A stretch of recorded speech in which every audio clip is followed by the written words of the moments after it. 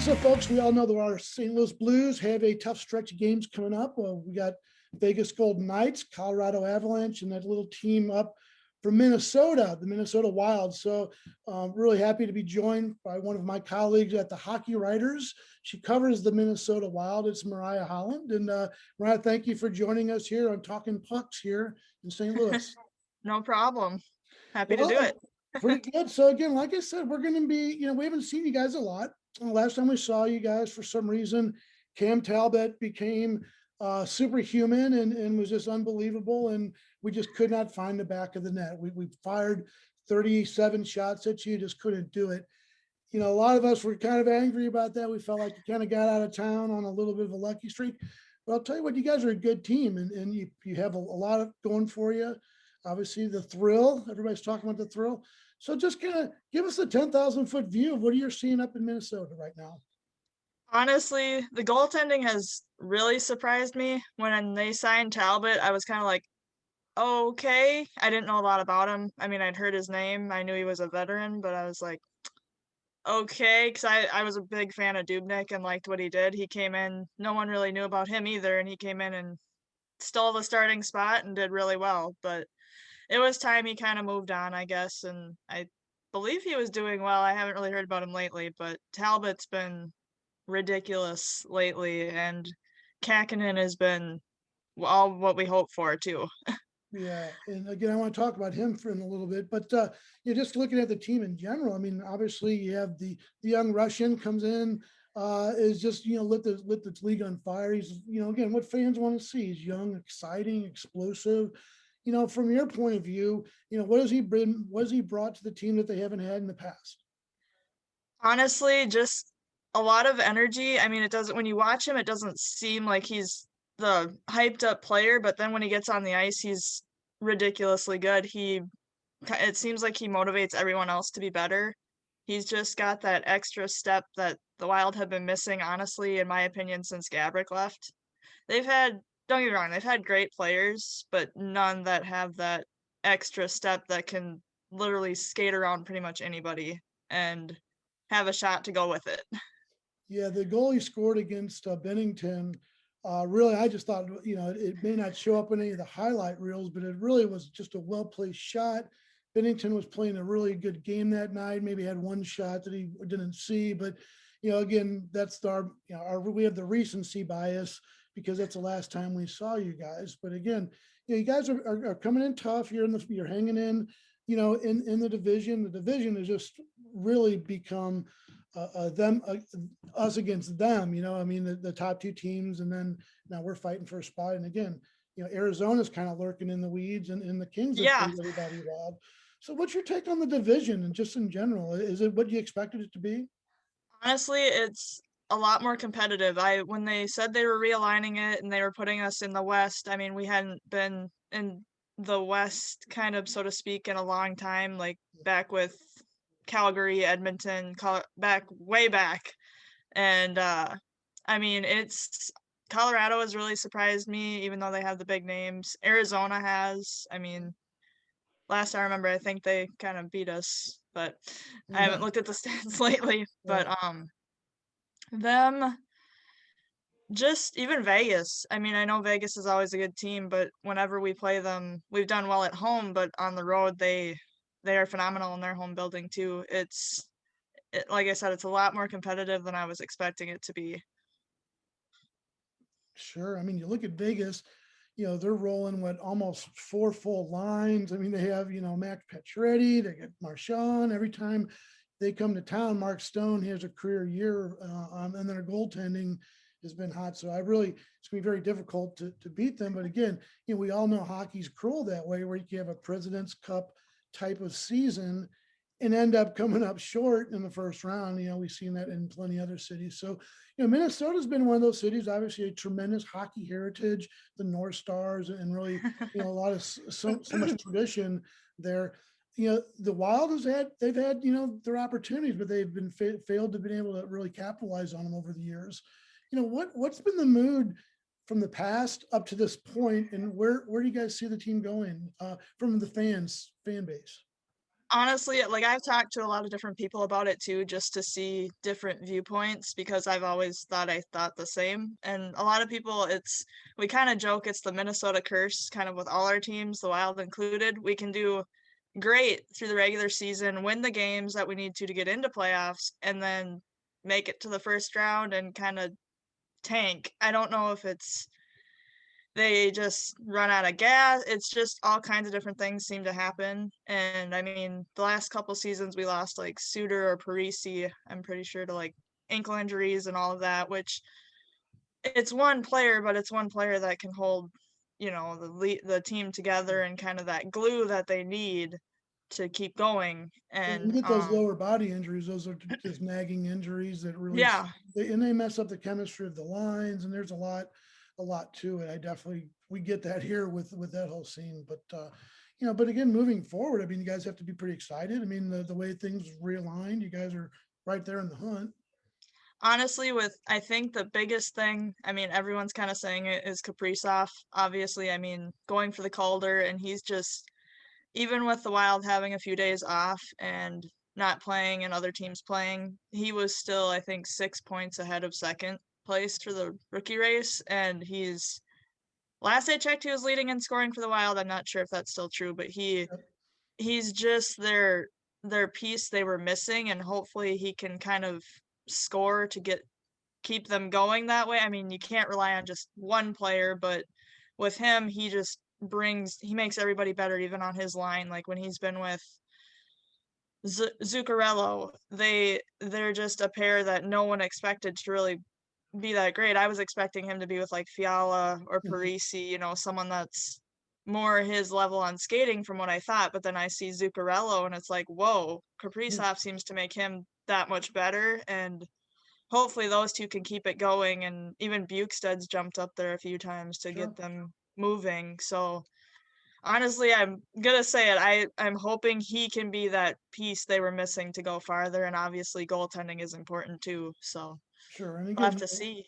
once you get into the playoffs, anything can happen. Again, the way things are shaking out this year, it's going to be very competitive. But again, I early on, have said that the Minnesota Wild for me was a team that I really felt like was a dark horse team that really had put it together. And this was even kind of before the Kaprizov sort of hype. I just had seen early in the season you're winning some games and doing it kind of quietly and kind of lurking in the shadows. And then, like I said, you went to Vegas and made them pay. And that's just something that a lot of people I'm sorry, when you played Vegas, but a lot of people haven't Yeah. had any success against Vegas. So to see that's been pretty interesting. So again, I really feel like you guys are a legitimate team to watch. Again, not sure how this team, how this can shake off. But on Kaprizov, he really reminds me of a young Vladimir Tarasenko. When he came into the league, he was very dynamic and very, acrobatic. He had all the moves and was, really a guy that sparked that team. I'm not sure that another team went to either the conference finals or they went into the playoffs pretty well. But again, even on the Stanley Cup winning team, he played a big role and scored some big goals. So again, I'm kind of seeing a little bit of Tarasenko and Kaprizov now. Again, Tarasenko is a different guy now because of his injuries, but he's starting to, again, he's a veteran. He's starting to get back into it, and I think he's going to be definitely someone to watch in the playoffs if we get there. Like I said, I our have to road is tough. I have to say that's a good comparison because a lot of people, I mean, obviously within the Wild, you kind of have to compare him to Gabrick, but like I had heard other people start comparing him to Ovechkin, and I'm like, I appreciate the compliment, but Ovechkin is such a different player. Where Tarasenko is kind of along the lines of Kaprizov, where they both, I don't know how to describe it because I'm not They get trying to insult Ovechkin, they but get their points, but they make people around them better. I think is yeah, the other thing that's really is great about Kaprizov and Tarasenko. Again, Ovechkin, I'll take him every day of the week. He's yeah, a of legend. course. No one's disrespecting him there. So I definitely understand what you're saying. But go ahead. Oh, I mean, Ovechkin's a great player in his own right, but it's like when Kaprizov just seems like he's a lot smoother of a skater, similar to Tarasenko. I mean, Ovechkin obviously can skate great, but he's just that much different of a style to me, it seems, when you watch him. He doesn't need to kind of flash around people. He just kind of gets his own space on his own right, where Yeah. Kaprizov and Tarasenko kind of have the ability to finesse around players. Mhm. And I mean, they're both great, don't get me wrong, but Sure. it's just So, when they were comparing them, I was like, a I little think bit different. one thing that we're running into, and we've been on talk radio and people talk about it all the time, is that we almost have too many scorers because the puck goes to Hoffman. He doesn't know, should he shoot or should he pass it? Zach Sanford and Jordan Kyrud, young guys, do they feed it to Tarasenko? And there's been a lot of that sort of discussion, a lot of confusion, and a lot of people obviously respect Tarasenko, but he just hasn't been what he is once was, obviously, because he's been hurt. So a lot of turmoil, but again, we're getting guys back. Our defense was huge problem. Parenko, I would be very surprised if you don't see Colton Parenko back for the Wild when we catch up with you guys, because he's really he's one of the assistant captains. He's a key part of the defense, and someone the Blues really relied on this year with the loss of Alex Pietrangelo to Vegas. They really banked on Parenko stepping up and gave him a big contract. So it's going to be interesting to see how that all shakes up. Again, we're dealing with some internal things with the trade deadline, and people saying, is Hoffman fitting in? Is he been given a good enough chance? Is he the type of player for the system? What are you guys? What's the Achilles heel that you're hearing for the Wild? Honestly, um, their power play struggles are ridiculous. It's kind of like you guys. We have a lot of people that can score. I mean, we have Parisi, we have Fiala, we have Kaprizov. Suter even has gotten in on the scoring lately, and it's just the power play seems to just it can't.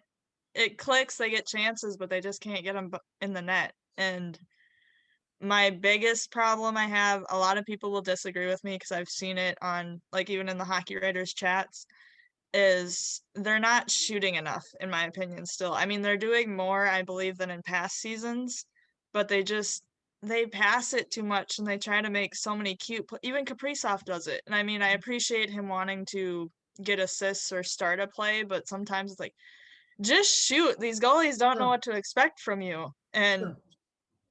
getting shots on net's what's going to get the goals, not making the pretty passes sometimes. And again, Kaprizov's 23 years old, and he's still learning the game and learning the league. And Yep. so I think sometimes people forget these guys are young guys and they're just learning. And another guy that I've been very impressed with is Joel Eriksson Ek, and kind of the Yeah. view that he brings. Do you want to talk about him and his role with the team? I think a lot of people aren't really, they see his name a lot, but here in my market, we're not really overly familiar with him. But he's really been a strong player for you guys. He has come out of nowhere. I mean, I had seen his name a few times and like, oh, it's another, new guy. He's not going to last very long, whatever. But this season, he lit on fire. Like him and Greenway both were just out on top of everything, scoring, and just he's one of those centers that you don't really notice until he's all of a sudden in front of the net or making plays, because he just kind of blends in with everything, and he's not a above bar skater. I'm trying to think of the words for it, but Yeah. I mean, he's good. Don't get me wrong, but he's one of those players you don't expect until he's all of a Yeah. sudden scoring. So And they like to call him, I think he was Mr. September last year, and then this year I think he's been Mr. February. They made some jokes with yeah. the calendars and all that. So Mhm. he's been kind of quiet lately, but hopefully he'll find what he did at the beginning of the season and start scoring. So Yeah. So rumors on the trade deadline, you hearing? I imagine the Wild's probably lurking in the weeds, looking for something, but because of the position they're in the playoffs. But any hot rumors you're hearing? We heard Taylor Hall down here, but I think that's a lot of people are saying it's ridiculous. there was one player, I can't really remember his name, but I know for the Wild that they had really been talking about letting Dumba go. I don't Mhm. know how strong of a rumor that is. I don't really pay attention too much to the trade rumors until Yeah, the deadline and then see kind of what shakes out, because sure, usually I'm wrong anyway. So, sure. but I mean, Dumba, I know they were talking about Bukestad because he had started doing well, so they were hoping to maybe get someone for him. Mhm. But Is he on the last year of his contract? I haven't checked it, or is he? Do you know his contract? um, I'm not sure. I think he signed a 1 1 year, year. Okay. I believe. So yeah, I mean, honestly, for me, I would hope they would keep him because he's along the lines of Eck, where they don't really notice him until it's too late. So he's Sure, I kind of a think he's a nice. yeah, I think he'd definitely be a player that I would point out for the Wild that's been pretty consistent and that I've noticed. So yeah, for sure. So let's turn to again, like I said, seedings in the playoff. Is that something that matters to you? Again, no matter who comes out of the West, we're going to face the buzzsaw of the Golden Knights and the Colorado Avalanche. You know what? I mean, what's your take on that? I mean, any sort of obviously it doesn't matter. One of us has got to beat them. So. Yeah. Honestly, I had looked up, I didn't realize the playoffs had changed that much. I kind of hadn't really paid too much attention to the rules, but I looked it up before this, knowing your question, and I was kind of like, oh, they did change it a little bit. And I didn't realize that two of the like we could play someone from our conference potentially for, I mean, if the Wild make it for the cup, even because Mhm. of how this they're doing the seeding and all of that. And Yeah, I'm honestly interested to see how it plays out. Obviously, Colorado or Vegas is going to be one of the teams to beat, mhm. clearly. But I mean, St. Tampa Bay. Louis, Tampa yeah. Bay Oh needs yeah, to Tampa Bay. make sure. And I mean, the East, I'm a Pittsburgh and Washington fan, so I mean, I pay attention a little bit to them, but No, the West seems a lot more close and competitive from what I've noticed. There's not really a team that jumps out like Tampa does. I sure. mean, Vegas maybe a little bit, but they're all pretty competitive, and Mhm. it's going to be interesting to see what happens because the seeding might throw it completely out of whack. Or Sure. yeah, I'm interested. Well, and you also wonder what's gonna, a team like Vegas that's really had to win a lot of really tough games, a lot of overtime games, a lot of close games. As they go through the season, does this wear them down, and do they start getting a little bit more nicked up as other teams are getting healthy? And so there's so many factors. It's really hard to kind of put your finger on it. So again, I really appreciate your time. Again, we're looking forward to it. How are you guys doing with fans in the building? Are you guys at like about 5,000 or so, or? I believe Monday, April 5th, it's going to be 3,000. They're being Okay, a little cautious sure, with it, which I sure. get. Yeah, yeah. But boy, I'll tell you, it's gonna be great. Hopefully in April as the stadiums open up, and I'm thinking you guys are gonna walk into a lion's den down here, and I know that up there we're gonna walk into a crazy atmosphere. But that's what all the fans want to see, and that's what we've missed about hockey. So again, I appreciate your time so much. Yeah. Anything else you want to add about the rivalry, about the series, about this season? Honestly, it's from where we came from last year to this year, it's been a lot more impressive than I was I kind of thought teams would be kind of, struggling without fans, and but Mhm. they've really stepped it up, and it's been entertaining to watch all of the teams because they've all brought a compete level that, they want it this year. They're not just kind of going through the motions to get draft picks or however you Mhm. finish out the season. So it's been entertaining, and St. Louis obviously is always a competitive team with the Wild, so it'll be interesting seeing all the matchups coming forward. Sure. As I contend, I mean, as much criticism as Gary Bettman gets, I mean, I think the NHL has been the most honorable of all the leagues in the pandemic, where they've tried to provide the product and do the best they could.